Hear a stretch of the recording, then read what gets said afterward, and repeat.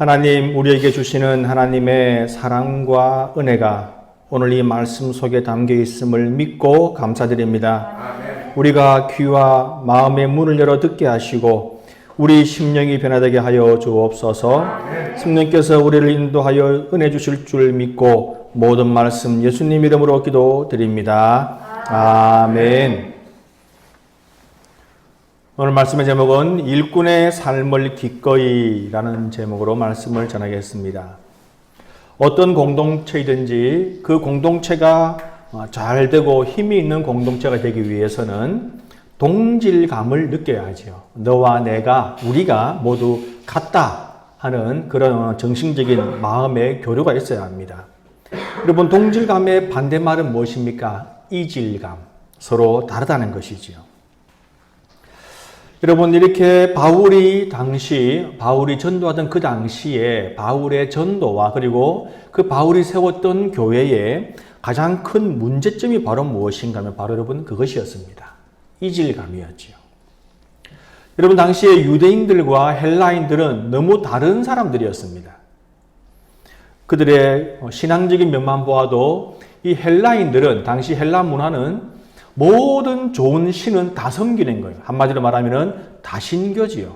그래서 이런 신 저런 신 좋다면 무조건 다 섬기는 것이고, 그러나 그에 반해서 유대인들은 여러분 수천 년 동안 오로지 유일신 단 한 분의 신만 섬겨왔지요. 그래서 이 헬라인들에게 기독교는, 바울이 전하는 그리스도교는 유대인들이 믿는 유대교의 한 분류가 아닌가, 그렇게 생각을 했었고, 또 유대인 그리스도인들은 그들은 오랫동안 자신들 민족만 유일한 하나님을 섬겨왔기 때문에 자신들의 신앙, 자신들의 종교를, 자신들의 하나님을 다른 사람, 다른 민족, 이방인들과 같이 공유하는데 익숙하지가 않았던 것입니다. 그래서 그들은 뭔가 어색해하고 그렇게 힘들어했던 것이지요. 그래서 일부 유대인 기독교인들은 헬라인들을 향해서 너희들이 할례를 받아서 너희들이 유대인이 되어서 같이 신앙생활을 하자, 그래야 구원이 있다, 그런 주장을 했던 것입니다. 그런데 그것이 아니죠. 그래서 바울은 성경의 서신서의 많은 부분에, 그리고 우리가 보았던 에베소서 2장에서 헬라인들에게도 이방인들에게도 하나님의 동일한 은혜가 있다. 그리고 예수 그리스도 안에서 우리는 모두 하나다. 같은 사람들이다. 그것을 그렇게 강조했던 것입니다. 자, 이제 그리고 오늘 이 본문을 통해서 바울이 하려는 말은 무엇인가? 바로 이것이지요. 하나님의 은혜로 예수 그리스도를 통해서 이방인들에게, 즉 여러분들에게 주님께서 복음을 전하실 계획을 세우고 그것을 실행하셨는데, 그 계획을 맡아서 일을 한 사람이 바로 누구인가? 나 바울이다. 하나님의 일꾼으로 쓰임받은 사람이 누구인가? 바로 나 바울이다. 그것을 지금 말하고 있죠. 바울이 자처한 일꾼, 바로 오늘은 그 일꾼에 대한 말씀인 것입니다. 여러분, 사도 바울은 자기 자신을 그리스도 예수의 종이라고도 표현했지만 사실은 그것보다 훨씬 더 많이 일꾼이라는 표현을 사용을 했습니다. 우리가 로마서에만 보아도 이렇게 표현이 되어 있어요. 하나님의 일꾼, 그리스도 예수의 일꾼, 교회의 일꾼, 이런 표현들이 있습니다. 그리고 그의 서신서에는요, 생각보다 일꾼이라는 표현이 많이 있습니다. 여러분, 우리들에게 솔직히 일꾼이라고 하면은 그렇게 좋은 어감은 아니죠. 뭔가 좀 낮은 사람, 그리고 주인에게 종속된 그런 느낌, 주인이 있고 일꾼이 있고. 그래서 여러분, 사람은 누구나 그렇습니다. 일의 주인이 되고 싶어 하지 일꾼이 되고 싶은 사람은 별로 없어요. 시키는 사람이 되고 싶지 일하는 사람은 되고 싶지 않지요. 그러나 바울은 기꺼이 그 자리를 원했고 또 그렇게 살았습니다. 왜일까요? 왜냐하면은 그 일의 주인이 누구입니까? 바로 하나님이시죠. 예수 그리스도이기 때문에 바울은 기꺼이 그 일꾼의 자리로 내려갔다는 것입니다. 여러분, 일꾼이라는 자리가, 일꾼이라는 신분이 그렇게 나쁜 것만은 아닙니다. 왜냐하면 일꾼은 그 일에 대한 모든 책임에서 자유롭지요. 여러분 보십시오. 모든 계획과 설계와 진행과 그리고 결과와 책임은 오로지 주인의 몫입니다. 일꾼은 그저 맡은 일을 열심히 하면 되죠. 그래서 여러분, 우리 주님은 우리를 향해서 착하고 충성된 종, 이렇게 부르셨던 것입니다. 주님이 우리에게 요구하는 것은 착하고 충성된 그런 삶이라는 것이죠. 역시 우리가 보여줄 것은 그런 열심, 충성뿐이라는 것입니다. 여러분, 내가 내 인생의 주인일 때와 내 인생의 주인이 하나님이시고 단지 나는 주님께서 맡기신 일을 하는 일꾼으로서 그런 삶, 여러분, 그 두 개의 인생은 어떤 차이가 있겠습니까? 여러분 한번 보십시오. 바울의 삶을 한번 보십시오. 바울은 다소라는 그런 부유한 대도시의 집안에서 출생했고 그는 예루살렘에 유학을 왔지요. 그리고 그곳에서 바리새파라는 아주 든든한 그런 지파에 들어가서 거기서도 아주 특출난 인물로 촉망받는 그런 인물이 되어서 출세가도를 달리고 있었습니다. 자, 여기까지 보면은 그는 성공적인 인생을 살았습니다. 그가 계획한 대로, 그가 설계한 대로, 그의 집안이 계획한 대로 그는 그렇게 출세가도를 달리고 있었지요. 그런데 예수님을 만난 뒤에 그는 세상적으로 말하면 완전히 망한 인생을 살고 있습니다. 여러분, 지금 이 에베소서를 쓰는 장소도 어디입니까? 우리가 잘 아는 대로 감옥이지요. 여러분, 우리 그냥 감옥이라면 감옥에서 썼구나. 근데 여러분 구체적으로 한번 상상해 보십시오. 만약 지금 내가 감옥에 있다면, 내가 감옥에 들어간다면, 여러분, 저는 상상만 해도 너무 끔찍합니다. 거기 갇혀서 저는 못 살 것 같아요. 지금 바울은 로마의 감옥에 갇혀서 이 서신을 적고 있는데 인간적으로 말하면 실패한 인생으로 지금 이 편지를 쓰고 있는 겁니다. 여러분, 우리는 그렇죠. 지은 죄도 없는데 괜히 경찰서 앞에 지나가면 왠지 나를 부를 것 같고 경찰 앞에 다가오면 가슴이 철렁 내리고 술도 안 마셨는데 음주 단속하면 괜히 마음이 두근두근 거립니다. 여러분, 거기다가 고소, 고발, 소송, 재판, 교도소, 여러분 이런 말 들으면 괜히 마음이 답답해지고 불안해지고 몸과 마음이 경직되죠.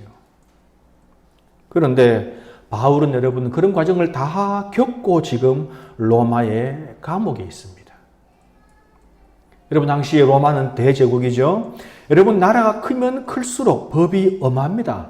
우리가 지금 중국만 봐도 그렇죠. 우리보다 여러분 훨씬 법이 엄하지요. 거기는 마약 사범이 잡히면 바로 공개 총살입니다. 다 보는 앞에서 총살시켜요.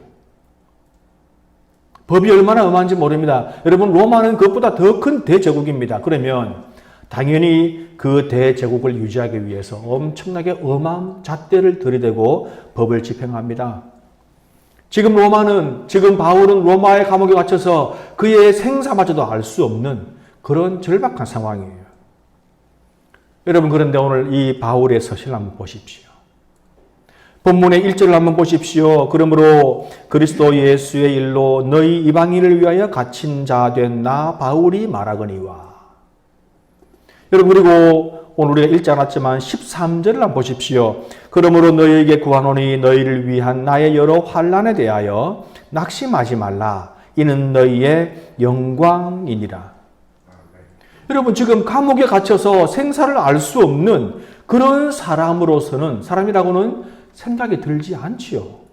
여러분, 지금 이 두 구절을 보면 어떤 생각이 드십니까? 지금 바울의 마음 상태나 영적인 상태가 어떤 것 같습니까? 감옥에 갇혀서 두려워 떨면서 어떻게 할까? 앞날에 대한 불안으로 전전긍긍하는 그런 모습이 보이십니까? 전혀 그렇지가 않지요. 아주 담담하다 못해 담대한 그런 모습이 보이고, 오로지 지금 바울의 걱정은 에베소에 있는 교인들, 이들에게 바른 믿음을 심어주기 위해서 그렇게 노력하고 애쓰는 그런 모습만이 지금 우리가 볼 수가 있는 것입니다. 자, 여러분 한번 생각해 보십시오. 대체 바울은 어떻게 이런 모습을 보일 수 있을까? 왜 이런 모습을 보일 수 있을까? 지금 바울에 비하면 훨씬 나은 상황에 살고 있는 우리도 때로는 잠을 이루지 못하고 전전긍긍하고 마음이 어렵고 힘들고 두렵고 외롭고 그런 상황에 있는데, 감옥에 있는 바울은 그렇지가 않은 거예요. 오늘 본문의 1절을 다시 한번 봅시다. 자, 이러므로 그리스도 예수의 일로 너희 이방인을 위하여 갇힌 자 된 나 바울이 말하거니와. 지금 바울은 자신의 상황에 대해서 어떻다 하고 말하고 있습니까? 누구의 일로? 예수의 일로. 그리스도 예수의 일로. 무엇을 위하여? 너희 이방인을 위하여. 그렇게 갇혀 있다. 여러분, 그렇게 말하고 있죠. 여러분, 또한 본문의 2절을 보십시오. 너희를 위하여 내게 주신 하나님의 그 은혜의 경륜을 너희가 들었을 터이나. 다시 말하면 지금 바울은 내가 지금 감옥에 있는 것은 예수 그리스도의 일 때문에 너희를 위하여 내게 주신 하나님의 그 은혜의 경륜. 경륜은 여러분 계획입니다. 계획. 하나님의 계획. 하나님의 계획에 의해서 예수 그리스도의 일을 너희를 위해서 전하다가 내가 지금 감옥에 있지 않느냐. 여러분, 이것이 중요합니다. 여러분, 이 말이 지금 우리에게 많은 것을 시사하고 있습니다. 바울은요, 하나님의 일꾼으로서 하나님께서 주신 그 계획을 따라서 헬라인들을 위하여 그리스도 예수의 일을 하다가 지금 감옥에 갇혀 있다. 스스로 그렇게 알고 있고 실제 그것이 사실입니다. 지금 바울이 담담하고 또 담대할 수 있는 그 이유가 무엇인가? 지금 자신의 인생과 자신의 현재 처한 상황을 바라보는 시각이지요. 여러분, 지금 만약에 바울이 자신의 삶을 자기가 설계하고 진행하고 있다면 이렇게 담담할 수 있을까요? 그러나 바울은 자신의 삶의 주인이 하나님이시니 하나님께서 자신의 인생을 설계하고 계획하고 진행하시고 그리고 모든 결과와 책임까지 주님의 것이고 단지 자기는 맡겨진 것, 주님이 주신 사명, 그것만 충성스럽게 한다는 그런 삶의 자세를 가지고 있으니까 지금 그는 너무도 담담할 수가 있는 것입니다. 그러니 자신은 지금 어디서 무엇을 하고 있든지 하나님의 계획, 그 과정 중에 있는 것뿐이다. 그렇게 생각을 하고 있는 것이지요. 그래서 바울은 어떤 상황이든지 평안을 누리고 있는 것입니다. 우리 성도 여러분, 내 인생의 주인이 만약 나라고 하면 우선은 멋있게 들릴 수도 있지요. 네 인생의 주인은 네가 되어야지. 그래, 내 인생의 주인은 나야. 그렇다면 내가 내 인생을 계획하고 설계하고 진행하고 결과와 모든 것도 책임을 진다. 여러분, 그렇다면 한번 돌아보십시오. 여러분들의 인생, 우리의 인생은 과연 정말로 멋있게 아름답게 그렇게 이루어져 있습니까? 누구나 조금의 시간이 지나면, 누구나 나이를 먹으면 누구나 다 후회하고 뉘우치고 돌이키고 싶어하며 괴로워할 것입니다. 과거에 대해서 후회하고 왜 무엇이 잘못되었는가 끊임없이 되물을 것이고, 과거에 대한 후회는 지금의 불안과 불만과 걱정과 두려움에서 비롯이 되는 것이고 결국 자기 자신을 스스로 병들게 할 것입니다. 그리고 만약 바울처럼 감옥에 있다면 그것은 더하겠죠. 여러분, 감옥에 있는 사람들이 가지는 가장 공통된 가장 큰 마음, 가장 많이 가지는 마음이 무엇입니까? 후회입니다. 후회. 그들은 계속적으로 후회할 것이에요. 그리고 또 하나는 무엇인가 아십니까? 원망이랍니다. 원망. 여러분, 그런데 오늘 이 바울의 모습을 보십시오. 감옥에 갇혀서 형편없는 삶을 살면서도 자신에 대한 자기 연민, 슬픔, 자기 비하의 모습이 있습니까? 그는 담담하다 못해 담대함을 가지고 오로지 에베소 교인에게 그렇게 집중하고 있습니다. 여러분, 바로 그것이 일꾼의 자세이죠. 맡겨진 일에만 집중하는 것입니다. 다른 것은 다 주인에게 맡겨놓고. 여러분, 일꾼이 먹는 것 걱정하는 거 보셨습니까? 당연히 주인이 제공하고.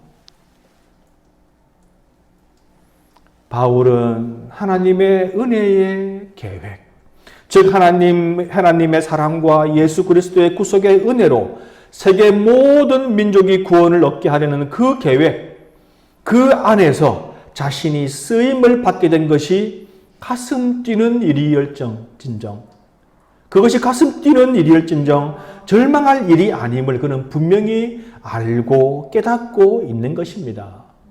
그래서 그는 담대할 수밖에 없는 것이지요. 우리 성도님들, 이것은 다만 바울에게만 한정된 일이 아닙니다.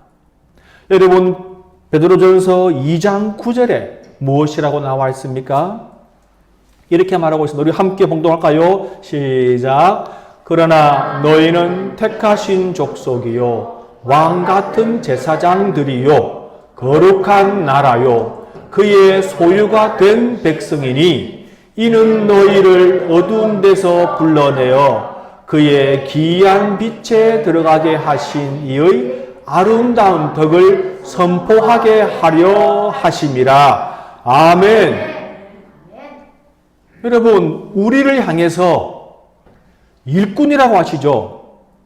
선포하게 하려 하십니다. 즉 일을 맡겼습니다. 그런데 우리의 신분은 단순한 노무자, 일꾼이 아니라는 거예요.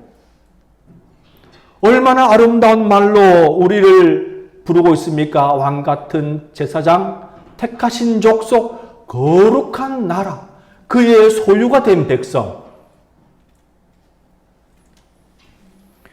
여러분, 그렇습니다. 우리는 이렇게 귀중한 신분을 가진 그런 소중한 하나님의 일꾼들이라는 것입니다. 그러므로 바울이 가지고 있는 자기 자신에 대한 그런 분명한 주제 파악, 여러분, 이것이 우리에게도 있어야 하는 것입니다. 바울의 하나님은 지금도 우리의 하나님이 되셔서 우리를 통해, 나를 통해 하나님의 은혜의 계획을 이루기를 원하시지요. 그리고 지금 우리는 그 과정 중에 있습니다. 그 현장이, 여러분, 저 해외 선교의 현장이든 국내 선교의 현장이든 우리의 가정이든 우리의 직장이든 여러분 그 어디든 간에 마찬가지라는 것입니다. 여러분, 바울의 사역만 훌륭하고 우리는 그렇게 훌륭하지 않은 사역이 아니라는 거예요. 우리는 하나님의 일꾼이 되어서 지금 그 사역의 현장에 있는 것입니다. 혹시 지금 나의 인생이 참 못나고 초라하게 보이고 실패한 인생처럼 생각되고 자꾸 지난 시간이 후회됩니까?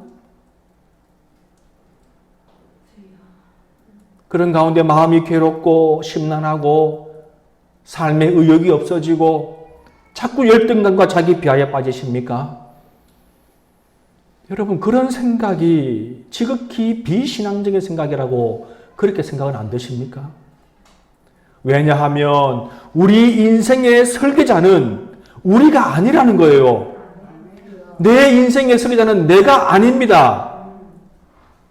주인은 하나님이시고 나는 단지 일을 맡은 사람. 내 삶의 현장이 어디든지 어디에 있든지 그것을 주님께서 맡기실 때 그것을 열심히 해야 할 일꾼일 뿐이라는 것이지요. 여러분, 그래서 때로 어떤 사람들은 전 세계를 돌면서 수십만, 수백만 명에게 복음을 전하지만 그보다 훨씬 많은 사람들은 자신의 집에서 자기 남편 한 명을 전도하느라 자기 아내 한 명을 전도하느라 평생을 보내기도 하는 것입니다. 자기 자녀들에게 믿음을 심어주기 위해서 눈물로 기도하는 것이 저 정글 속에서 전도하는 것보다 작은 일입니까? 직장의 동료들에게 그리스도를 보여주기 위해서 참고 인내하고 기도하며 노력하며 수고하는 것이 여러분 결코 작은 일이라 그렇게 말할 수가 있는 것입니까? 여러분, 주님은 분명히 그렇게 말씀하셨지요. 우리의 모든 이 삶들은 달란트다. 많이 받은 자가 있고 적게 받은 자가 있다. 여러분, 그 차이는 우리가 분명히 인정해야 하는 것입니다. 그러나 그것은 차이일 뿐 차별은 아니죠. 여러분, 성경에 보십시오. 모두에게 똑같이 하나님께 칭찬받고 하나님의 잔치에 참여하는 것은 모두가 똑같지 않습니까? 그 말은 우리가 하는 모든 사역이, 우리가 일꾼으로서 하는 모든 일들이 주님 보시기에는 동일하다는 것입니다. 사랑하는 성도 여러분, 하나님을 모르는 사람들은 자기 인생의 주인이 되고 싶어 합니다. 그러나 하나님을 아는 사람들, 하나님을 믿는 사람들, 하나님의 백성들은 기꺼이 하나님의 일꾼으로 그렇게 사는 것을 기뻐합니다. 그리고 그것이 얼마나 복된 삶인지 곧 느끼게 됩니다. 여러분, 내 삶의 주인이 나라고 보면 나는 정말로 인생을 실패한 것 같고 헛된 삶을 산 것 같지만 하나님께서 주인이고 나는 일꾼이라고 생각하면 그냥 내 앞에 주어진 일, 어떤 일이든 열심히 그렇게 하면 된다. 여러분, 그것이 얼마나 은혜입니까? 사도 바울의 기쁨에 찬 고백은 7절에도 이어집니다. 7절을 함께 봉독하겠습니다. 이 복음을 위하여 그의 능력이 역사하시는 대로 내게 주신 하나님의 은혜의 선물을 따라 내가 일꾼이 되었노라. 아멘. 여러분, 내가 일꾼이 되었노라. 여러분, 제가 일꾼이 되었습니다. 여러분, 그냥 보면 초라하게 보이지만 그 앞에 말이 중요해요. 하나님의 은혜의 선물을 따라 내가 일꾼이 되었노라. 여러분, 바울은 자신이 일꾼이 된 것이 너무 기쁜 거예요. 여러분, 7절을 보십시오. 이게 앞에 세 구절이 있습니다. 이 복음을 위하여 그의 능력이 역사하시는 대로 내게 주신 하나님의 은혜의 선물을 따라 내가 일꾼이 되었노라. 그러므로 이 복음을 위하여 내가 일꾼이 되었고 그의 능력이 역사하시는 대로 내가 일꾼이 되었고 하나님의 은혜의 선물을 따라 일꾼이 되었다. 여러분, 우리는 일꾼인데 그냥 일꾼이 아닙니다. 이런 놀라운 일에 따라서, 놀라운 은혜와 역사에 따라서 우리가 일꾼이 된 것입니다. 여러분, 이 7절의 이 사도 바울의 고백의 어감이 어떻습니까? 지금 슬퍼 보입니까? 후회가 가득해 보이십니까? 아니지요. 기쁨과 감사가 넘치는 행복한 자의 환호성이 이 안에 포함되어 있습니다. 우리 성도 여러분, 하나님이 주인이시기 때문에 우리는 얼마든지 일꾼의 삶을 살 수 있습니다. 바울도 그것을 얼마나 감사하고 기뻐했는지 모릅니다. 그래서 그는 언제나 어디서든지 나는 하나님의 일꾼입니다. 그 감격을 전했지요. 그가 기록했던 로마서 15장 16절은 이렇게 전하고 있습니다. 제가 봉독하겠습니다. 이 은혜는 곧 나로 이방인을 위하여 그리스도 예수의 일꾼이 되어 하나님의 복음에 제사장 직분을 하게 하사 이방인을 제물로 드리는 것이 성령 안에서 거룩하게 되어 받으실 만하게 하려 하심이라. 자기가 일꾼 된 것은 놀라운 하나님의 계획의 일환이다. 그렇게 말하고 있는 것이지요. 일꾼 된 것이 은혜라는 말입니다.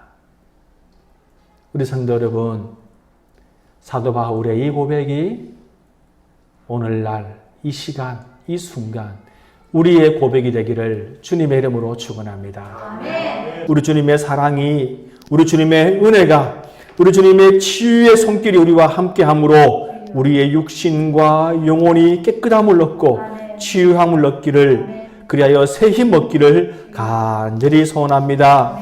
이제는 우리 구주 예수 그리스도의 은혜와 하나님 아버지의 크고 놀라우신 그 사랑과 성령님의 위로 교통 충만하심이 오늘도 기꺼이 하나님의 일꾼이 되어 주님과 함께 살아가기 원하는 모든 성도들의 머리 위에 이제로부터 영원히 함께하기를 축원하옵나이다. 아멘.